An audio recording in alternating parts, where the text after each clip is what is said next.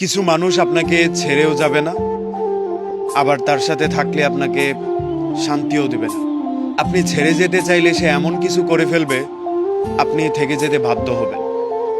আবার আপনি থেকে গেলে আপনাকে শান্তি দেবে না। এসব মানুষ এক প্রকার টক্সিক।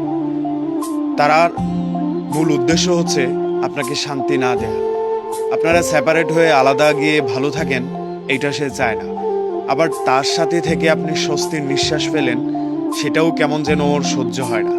এই অসহ্যকর মানুষগুলো সারা জীবন আমাদেরকে শুধু যন্ত্রণাটাই দিয়ে যায়। এসব মানুষদেরকে আমরা প্রশ্ন করতে পারি না, অপমান করতে পারি না, একেবারে স্বার্থপরের মতো ফেলেও যেতে পারি না।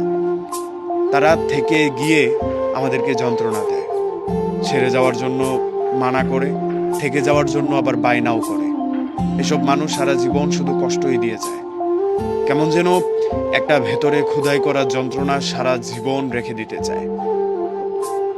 আমি এককভাবে ওকে নিয়ে কোনো আপত্তি নেই, আমার কোনো প্রশ্ন নেই। আমি স্বাচ্ছন্দ্যে ওর সাথে থেকে যেতে পারবো, কিন্তু ওর নানান প্রশ্ন আমাকে উত্তপ্ত করে ফেলে, আমাকে কষ্ট দেয়, বিব্রত করে, ক্ষত বিক্ষত করে। আমি বেকার, আমাকে দিয়ে একটা জব হচ্ছে না, আমি চেষ্টা চালিয়ে যাচ্ছি, এটা সে মেনে নিতে পারছে না। আবার সে অন্য কোথাও চলে যাবে, সেটাও সে চায় না।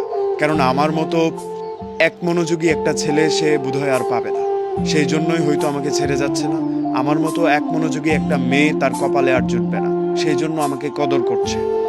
তারপরেও সে আমাকে যন্ত্রণাটাই দিচ্ছে, আমাকে পেইন দিচ্ছে, প্রতিবার আমাকে এইটা ওইটা দিয়ে কষ্ট দিচ্ছে। এইসব টক্সিক মানুষ আমরা জীবন থেকে যদি ঝেড়ে ফেলে দিতে পারতাম, তাহলে বোধহয় আমাদের জীবনটা আরো বেশি ইজি হয়ে যেত। কিন্তু আফসোস, এদেরকে ছেড়ে গিয়েও আমরা পারি না, আবার থেকে গিয়েও শান্তি পাই না।